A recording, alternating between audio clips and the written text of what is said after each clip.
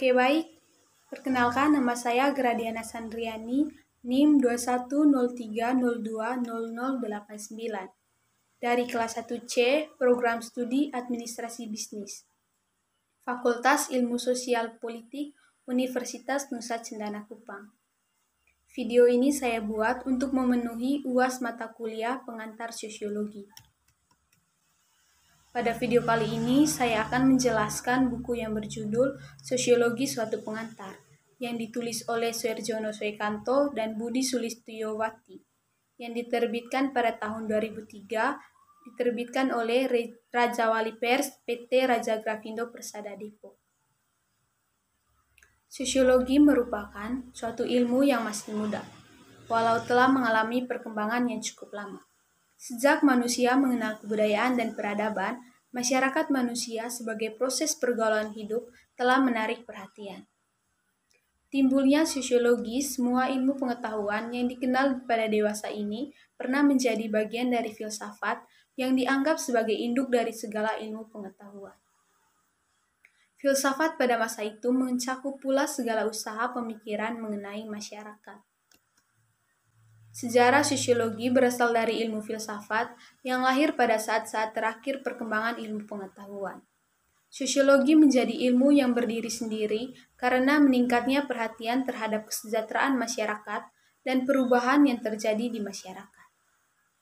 Sosiologi menurut Comte harus dibentuk berdasarkan pengamatan terhadap masyarakat, bukan merupakan spekulasi.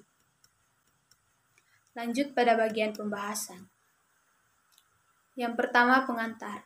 Ilmu pengetahuan berkembang pada taraf yang tinggi, yaitu bila sampai pada yang pertama, metode percobaan dan kesalahan, mempelajari atau mempergunakan efek dari metode pertama terhadap situasi yang biasa dihadapi, persepsi dan investigasi visual terhadap alternatif aksi potensial, mempelajari dengan pengamatan didasarkan pada pengamatan terhadap usaha dan hasil aksi-aksi pihak lain, imitasi, pengamatan dan peniruan terhadap perilaku pihak-pihak lain, instruksi verbal dan penerimaan informasi verbal dari pihak-pihak lain, pemikiran dan konfrontasi simbolis dari perilaku potensial dengan model realitas yang diadopsi, dan yang terakhir pengambilan keputusan secara kolektif atas dasar pengamatan terhadap kenyataan yang dilakukan oleh orang banyak dalam kondisi yang sama.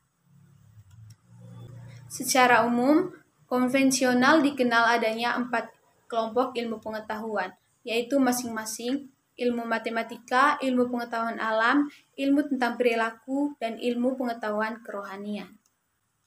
Sosiologi jelas merupakan ilmu sosial yang objeknya adalah masyarakat. Sosiologi merupakan ilmu pengetahuan yang berdiri sendiri karena telah memenuhi segenap unsur-unsur ilmu pengetahuan. Yang ciri-ciri utamanya adalah sebagai berikut. Yang pertama, sosiologi bersifat empiris, yang berarti bahwa ilmu pengetahuan tersebut didasarkan pada observasi terhadap kenyataan dan akal sehat, serta hasilnya tidak bersifat spekulatif. Yang kedua, sosiologi bersifat teoritis, yaitu ilmu pengetahuan tersebut selalu berusaha untuk menyusun abstraksi dari hasil observasi. Yang ketiga, sosiologi bersifat kumulatif, yang berarti bahwa teori-teori sosiologi dibentuk atas dasar teori-teori yang sudah ada, dalam arti memperbaiki, memperluas, serta memperhalus teori-teori lama. Dan yang terakhir, sosiologi bersifat non-etis, yakni yang dipersoalkan bukanlah buruk baiknya fakta tertentu, tetapi tujuannya adalah untuk menjelaskan fakta tersebut secara analitis. Yang kedua, proses-proses sosial dan interaksi sosial. Proses-proses sosial adalah cara-cara berhubungan yang dapat dilihat apabila para individu dan kelompok-kelompok saling bertemu dan menentukan sistem serta bentuk hubungan tersebut, dan apa yang akan terjadi apabila ada perubahan yang menyebabkan goyangnya cara-cara hidup yang telah ada. Atau dengan perkataan lain, proses-proses sosial diartikan sebagai pengaruh timbal balik antara pelbagai segi kehidupan bersama, Interaksi sosial sangat berguna untuk menelaah dan mempelajari banyak masalah yang ada di masyarakat. Suatu interaksi sosial tidak akan mungkin terjadi apabila tidak memenuhi dua syarat, yaitu adanya kontak sosial dan adanya komunikasi. Pentingnya kontak sosial dan komunikasi bagi terwujudnya interaksi sosial dapat diuji pada suatu kehidupan yang terasing. Kehidupan terasing yang sempurna ditandai dengan ketidakmampuan mengadakan interaksi sosial dengan pihak-pihak lain. Kontak sosial dapat berlangsung dalam 3 bentuk, yaitu sebagai berikut. Yang pertama, antara orang perorangan. Kontak sosial ini terjadi apabila anak kecil mempelajari kebiasaan-kebiasaan dalam keluarganya. Yang kedua, antara orang perorangan dan dengan suatu kelompok manusia atau sebaliknya. Kontak sosial ini misalnya apabila seseorang merasakan bahwa tindakan berlawanan dengan norma-norma masyarakat. Dan yang terakhir, antara suatu kelompok manusia dan kelompok manusia lainnya. Umpamanya adalah dua partai politik mengadakan kerjasama untuk mengalahkan partai politik yang ketiga di dalam pemilihan umum. Yang ketiga, kelompok-kelompok sosial dan kehidupan masyarakat.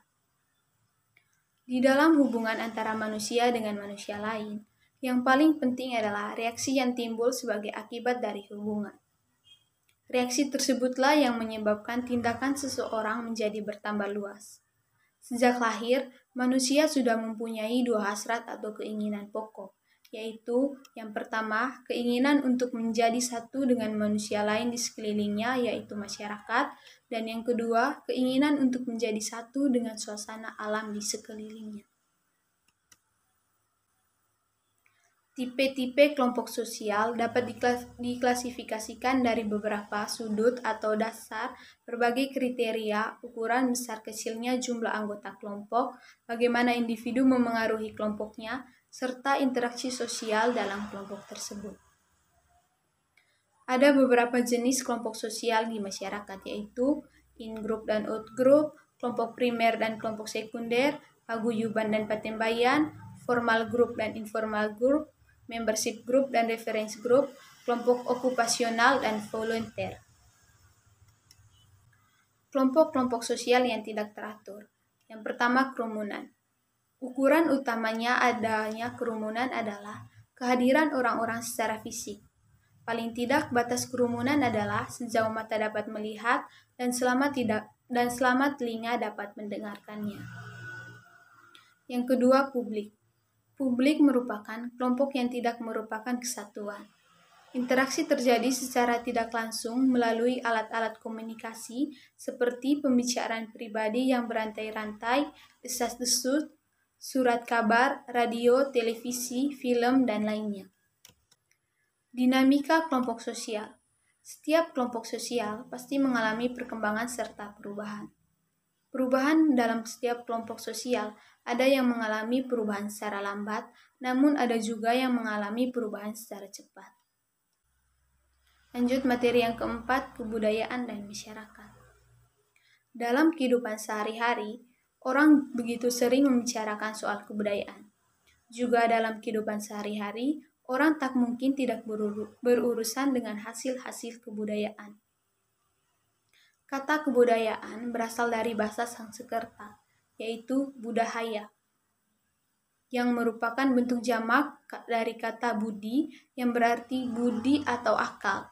Kebudayaan diartikan sebagai hal-hal yang bersangkutan dengan budi atau akal. Selo Semardzan dan Suleman Suemardi merumuskan kebudayaan sebagai semua hasil karya, rasa, dan cipta masyarakat. Karya masyarakat menghasilkan teknologi dan kebudayaan kependaan atau kebudayaan jasmania yang diperlukan oleh manusia untuk menguasai alam sekitarnya agar kekuatan serta hasilnya dapat diabadikan untuk keperluan masyarakat. Ada 7 unsur kebudayaan universal yang ada di masyarakat. Yang pertama, peralatan dan perlengkapan hidup manusia, yaitu pakaian, alat-alat rumah tangga, senjata, alat-alat produksi, transport, dan sebagainya. Yang kedua, mata pencaharian hidup dan sistem-sistem ekonomi, yaitu pertanian, peternakan, sistem produksi, sistem distribusi, dan sebagainya. Yang ketiga, sistem kemasyarakatan, yaitu sistem kekerabatan, sistem organisasi politik, sistem hukum, sistem perkawinan. Yang keempat, bahasa lisan maupun tertulis. Yang kelima, kesenian, yaitu seni rupa, seni suara, seni gerak, dan sebagainya. Yang keenam, sistem pengetahuan. Yang ketujuh, religi atau sistem kepercayaan. Materi selanjutnya, yang kelima, lembaga kemasyarakatan atau lembaga sosial. Menurut Gilin dan Gilin, lembaga kemasyarakatan mempunyai beberapa ciri umum, yaitu yang pertama, suatu lembaga kemasyarakatan adalah suatu organisasi, pola-pola pemikiran, dan pola-pola perilaku yang terwujud melalui aktivitas-aktivitas kemasyarakatan dan hasil-hasilnya. Yang kedua, suatu tingkat kekekalan tertentu merupakan ciri semua lembaga kemasyarakatan. Yang ketiga, lembaga kemasyarakatan mempunyai satu atau beberapa tujuan tertentu. Yang keempat, lembaga kemasyarakatan mempunyai alat-alat kelengkapan yang dipergunakan untuk mencapai tujuan lembaga yang bersangkutan. Yang kelima, lambang biasanya juga merupakan ciri khas lembaga kemasyarakatan. Dan yang terakhir, suatu lembaga kemasyarakatan mempunyai suatu tradisi tertulis atau yang tak tertulis. Cara-cara mempelajari lembaga kemasyarakatan. Yang pertama, analisis secara historis. Analisis secara historis bertujuan untuk meneliti sejarah, timbul dan perkembangan suatu lembaga kemasyarakatan tertentu. Yang kedua, analisis komparatif. Analisis komparatif bertujuan menelaah suatu lembaga kemasyarakatan tertentu dalam pelbagai masyarakat berlainan ataupun pelbagai lapisan sosial masyarakat tersebut. Dan yang terakhir, analisis fungsional. Lembaga-lembaga kemasyarakatan dapat pula diselidiki dengan jalan menganalisis hubungan antara lembaga-lembaga tersebut di dalam suatu masyarakat tertentu. Selanjutnya, materi yang keenam, lapisan masyarakat atau stratifikasi sosial. Bentuk-bentuk lapisan masyarakat berbeda-beda dan banyak sekali. Lapisan-lapisan tersebut tetap ada, sekalipun dalam masyarakat kapitalistis, demokratis, komunistis, dan lain sebagainya. Lapisan masyarakat tadi mulai ada sejak manusia mengenal adanya kehidupan bersama di dalam suatu organisasi sosial. Timbulnya pelapisan sosial selama dalam satu masyarakat ada sesuatu yang dihargai dan setiap masyarakat pasti mempunyai sesuatu yang dihargainya.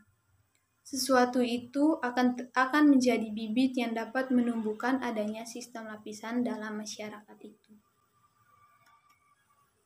Ukuran atau kriteria yang biasa dipakai untuk menggolong-golongkan anggota-anggota masyarakat ke dalam suatu lapisan adalah sebagai berikut. Yang pertama, ukuran kekayaan, yang kedua, ukuran kekuasaan, yang ketiga, ukuran kehormatan, dan yang terakhir, ukuran ilmu pengetahuan. Perlunya sistem lapisan sosial dalam masyarakat, mau tidak mau ada sistem lapisan masyarakat karena gejala tersebut sekaligus memecahkan persoalan yang dihadapi masyarakat, yaitu penempatan individu dalam tempat-tempat yang tersedia dalam struktur sosial dan mendorongnya agar melaksanakan kewajibannya yang sesuai dengan kedudukan serta perannya. Materi selanjutnya yang ketujuh, kekuasaan, wewenang, dan kepemimpinan. Kekuasaan memiliki peranan yang dapat menentukan nasib berjuta-juta manusia. Oleh karena itu, kekuasaan sangat menarik perhatian para ahli ilmu pengetahuan kemasyarakatan. Sesuai dengan sifatnya, sebagai ilmu pengetahuan, sosiologi tidak memandang kekuasaan sebagai sesuatu yang baik atau buruk. Sosiologi mengakui kekuasaan sebagai unsur yang sangat penting dalam kehidupan suatu masyarakat. Kekuasaan ada dalam setiap bentuk masyarakat, baik yang bersahaja maupun masyarakat yang kompleks. Cara-cara mempertahankan kekuasaan. Yang pertama, dengan jalan menghilangkan segenap peraturan-peraturan lama, terutama dalam bidang politik yang merugikan kedudukan penguasa. Yang kedua, mengadakan sistem-sistem kepercayaan. Yang ketiga, pelaksanaan administrasi dan birokrasi yang baik. Dan yang terakhir, mengadakan konsolidasi secara horizontal dan vertikal. Cara-cara memperkuat kedudukan. Yang pertama, menguasai bidang-bidang kehidupan yang tertentu dan penguasaan di bidang-bidang kehidupan dalam masyarakat yang dilakukan dengan paksa dan kekerasan. Sebagaimana halnya dengan kekuasaan, wewenang juga dapat dijumpai di mana-mana. Walau tidak selamanya kekuasaan dan wewenang berada di suatu tangan. Wewenang dimaksudkan sebagai suatu hak yang telah ditetapkan dalam tata tertib sosial untuk menetapkan kebijaksanaan, menentukan keputusan-keputusan mengenai masalah-masalah penting, dan untuk menyelesaikan pertentangan-pertentangan. Selanjutnya, materi yang ke-8, perubahan sosial dan kebudayaan. Perubahan sosial, segala perubahan pada lembaga-lembaga kemasyarakatan di dalam suatu masyarakat yang memengaruhi sistem sosialnya, termaksud di dalamnya nilai-nilai, sikap-sikap, dan pola-pola perilaku di antara kelompok-kelompok dalam masyarakat. Saluran-saluran dalam proses perubahan adalah lembaga-lembaga kemasyarakatan dalam bidang pemerintahan, ekonomi, pendidikan, agama, rekreasi, dan seterusnya. Lembaga kemasyarakatan yang merupakan titik tolak tergantung pada kultural fokus masyarakat pada suatu masa yang tertentu. Bentuk-bentuk perubahan. Yang pertama, perubahan lambat dan perubahan cepat. Yang kedua, perubahan kecil dan perubahan besar. Yang ketiga, perubahan yang dikehendaki atau perubahan yang direncanakan. Dan perubahan yang tidak dikehendaki atau perubahan yang tidak direncanakan. Faktor-faktor yang menyebabkan perubahan sosial dan kebudayaan adalah yang pertama, faktor yang bersumber dari dalam masyarakat itu sendiri, yaitu bertambah atau berkurangnya penduduk, adanya penemuan-penemuan baru, pertentangan-pertentangan dalam masyarakat, dan terjadinya pemberontakan atau revolusi di dalam tubuh masyarakat itu sendiri. Yang kedua, sebab-sebab yang berasal dari luar masyarakat, yaitu sebab-sebab yang berasal dari lingkungan fisik yang ada di sekitar manusia, terjadinya peperangan dengan negara lain, dan pengaruh kebudayaan masyarakat lain. Materi yang ke-9, masalah sosial dan manfaat sosiologi. Masalah sosial menyangkut nilai-nilai sosial dan moral.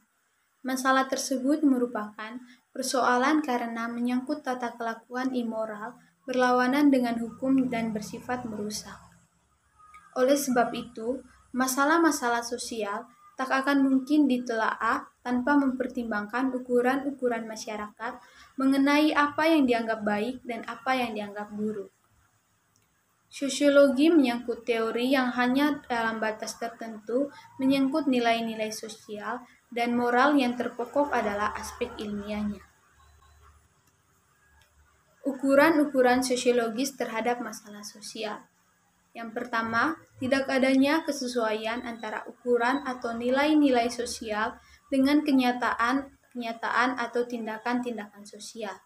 Yang kedua, sumber-sumber sosial dari masalah sosial, yaitu merupakan akibat dari suatu gejala sosial atau bukan, yang menyebabkan masalah sosial, yang contohnya adalah gagal panen, bukan gejala sosial, tapi menyebabkan masalah sosial.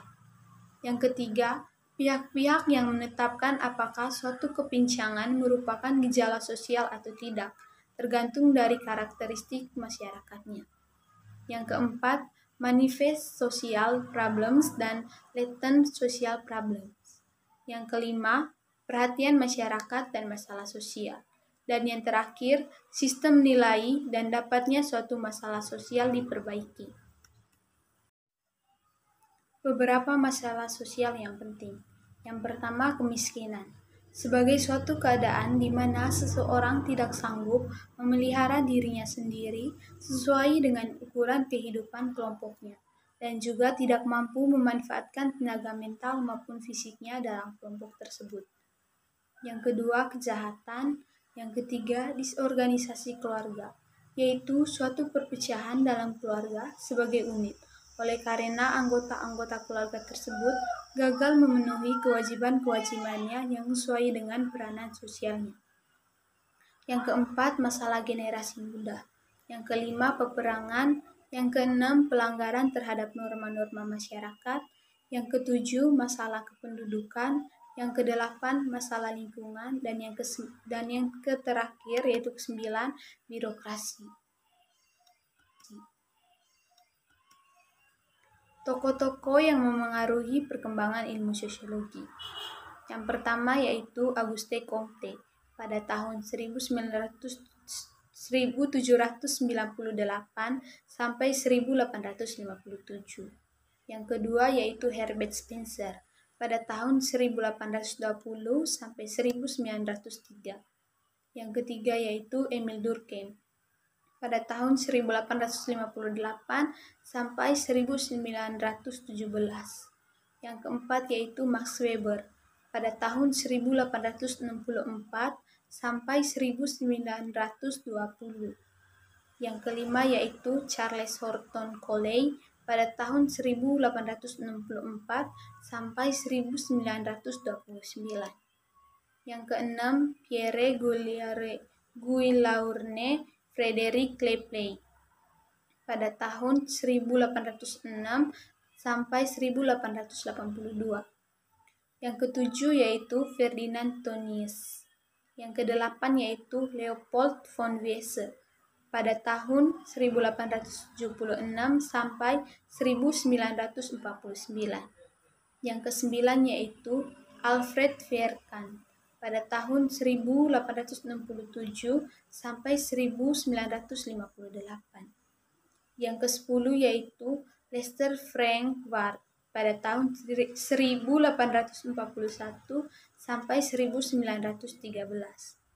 Yang ke-11 yaitu Vilfredo Pareto pada tahun 1848 sampai 1823. Yang ke-12 yaitu Georg Simmel pada tahun 1858 sampai 1918. Yang ke-13 yaitu William Graham Sumner pada tahun 1841 sampai 1910. Yang ke-14 yaitu Robert Ezra Park pada tahun 1864 sampai 1944. Yang kelima, Karl Mannheim pada tahun 1893 sampai 1947. Bagian materi yang terakhir, yang ke-10 yaitu penutup.